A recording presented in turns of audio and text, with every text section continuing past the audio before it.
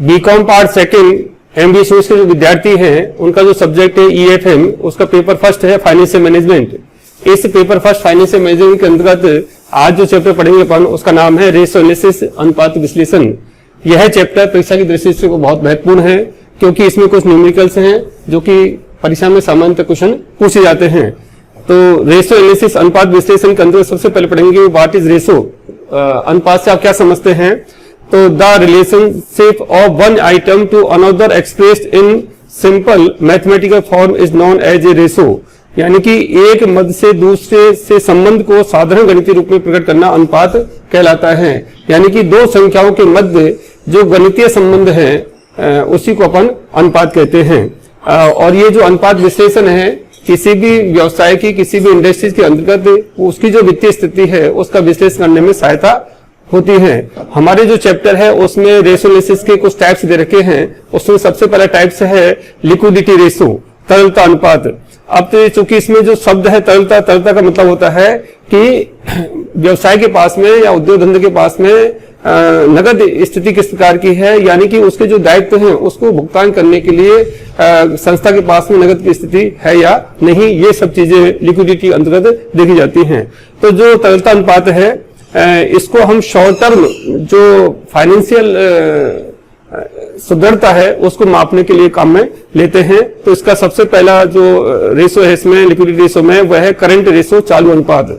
अब चालू अनुपात इसको अपन वर्किंग कैपिटल रेशो भी कह सकते हैं क्योंकि इस चालू अनुपात के अंतर्गत हम क्या करते हैं कि जो चालू संपत्तियां हैं और चालू दायित्व हैं उनके मध्य संबंध को प्रकट करते हैं, यानी कि relationship between current assets and current liability, that is current ratio.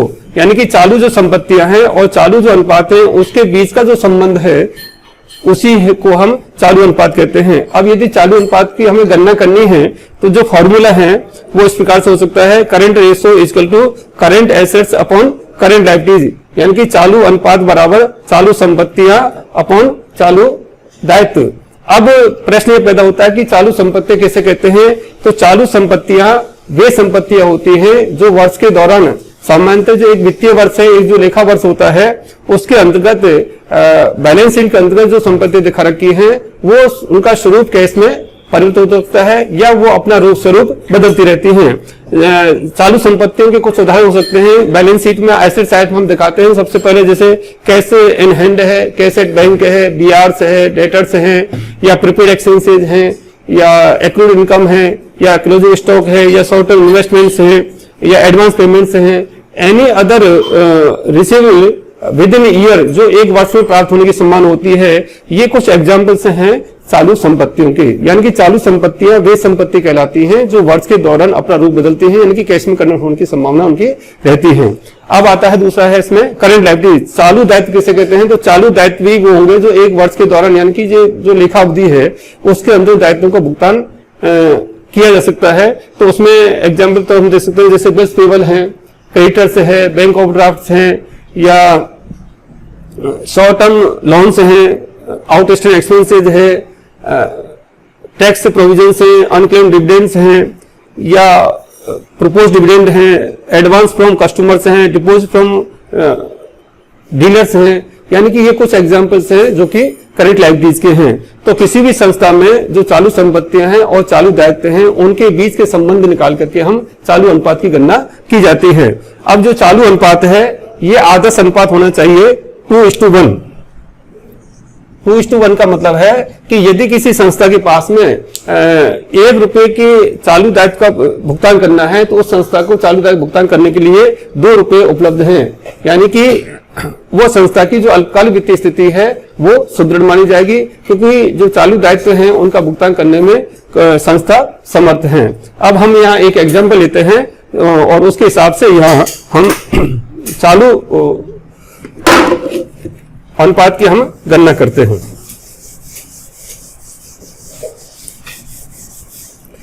Suppose करिए करंट एसेट्स 30,000 रुपए हैं, करंट एसेट्स आपकी 30,000 रुपए हैं और करंट लायबिलिटीज आपकी मान लीजिए 15,000 रुपए हैं।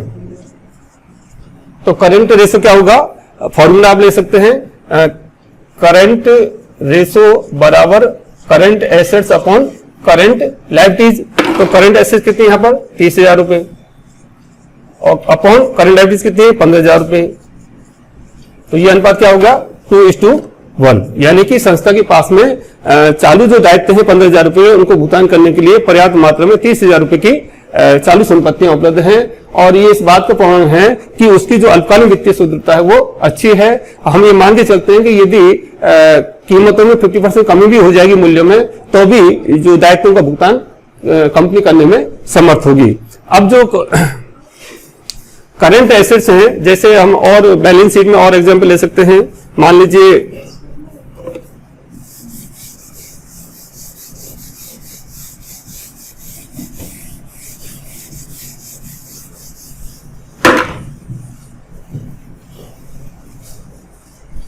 सपोज करिए ये जो लायबिलिटी साइड है और ये एसेट साइड है। बैलेंस शीट जो है किसी कंपनी की, उसमें क्रेडिटर्स दे रखे हैं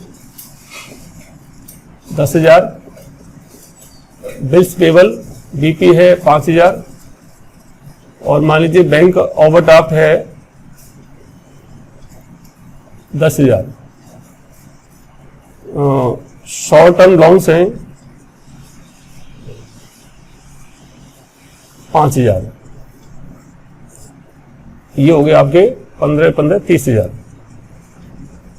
एसेट साइड में रखिए, मान लीजिए कैश इन हैंड है आपका 5,000, बैंक बैलेंस है आपका सपोज करिए 10,000, डेटर्स है सपोज करिए 20,000 और मान लीजिए स्टॉक है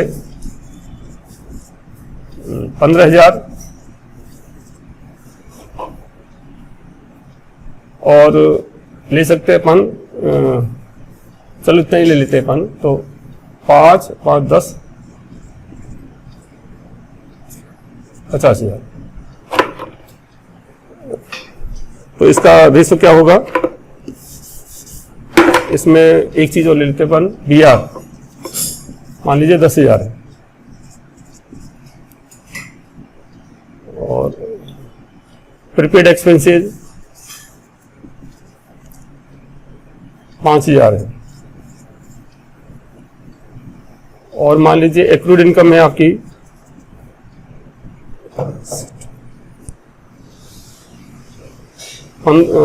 10,000। एक्रूड इनकम इसके अलावा और भी ले सकते हैं अपन चाहे तो। मान लीजिए एडवांस जो पेमेंट किए हैं वो मान लीजिए 5,000 है, तो टोटल हो गया आपका 10 2 3 8 80,000 रुपये। तो इसको अपन ले सकते हैं करंट एसेट से होगी आपकी 80,000 और करंट लायबिलिटीज है आपकी 30,000 बटे 30,000, तो ये हो गया 8:3। तो इस प्रकार से हम करंट एसेट्स और करंट लायबिलिटीज जो हैं उनके आधार पर इसका ले सकते हैं और 2:1 यदि होता है तो उसको हम अच्छा माने जाते हैं। आज इतने पढ़ेंगे, कल की वीडियो नेक्स्ट वीडियो में अपन इसका और बुक के हिसाब से और दूसरा एग्जाम्पल लेकर अपन तैयार करेंगे।